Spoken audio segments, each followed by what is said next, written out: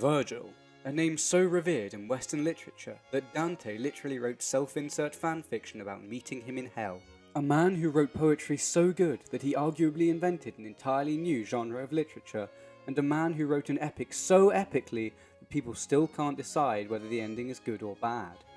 Born in northern Italy during the early 1st century BCE towards the end of the late Roman Republic, Virgil lived through not one, but 2 civil wars, and saw both Rome and the rest of Italy change drastically during this time.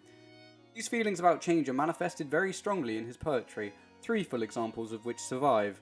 The Eclogues, pastoral poetry based on the idylls of some guy called Theocritus. The Georgics, poetry all about the bees and farming. And the Aeneid, a 12-book epic about an insane man who goes around the Mediterranean looking for his home. Wait, why does that sound so familiar? I'm just kidding, it's about Aeneas, the mythical Trojan founder of Rome. All of these poems are written in a poetic meter called dactylic hexameter, the meter of epic. But that's another video for another day. One thing that Virgil's poetry is noted for is its ambiguity, especially in its attitude towards the contemporary political climate.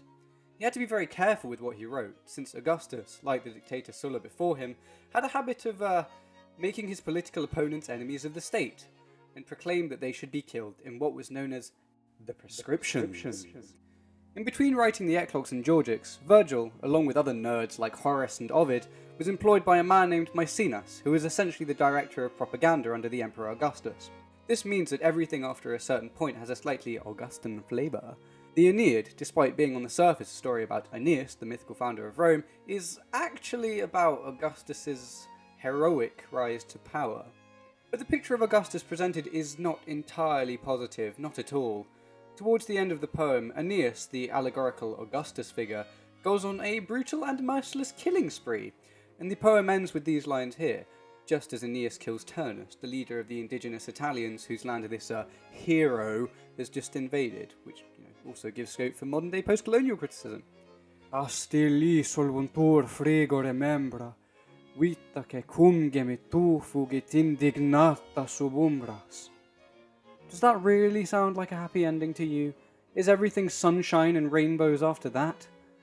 Virgil is able to weave contemporary political criticism into much older forms of poetry, something which hadn't really been done much before, although if you do want another beautiful example of this, I recommend reading Euripides' Trojan Women. And his attitudes towards the Augustan regime are still a source of debate for scholars today. Virgil dies in 19 BC, shortly before the Aeneid publication. Before his death, he orders it to be burned. This, thanks to our good friend Augustus, doesn't happen. He leaves behind one of the most formidable legacies in the history of literature as a whole, and revolutionises the way in which poetry is written and looked at. And to him, we really do owe a lot. His literature lives on through the Dark Ages, the Middle Ages, right up until the present day, and he's really worth a read.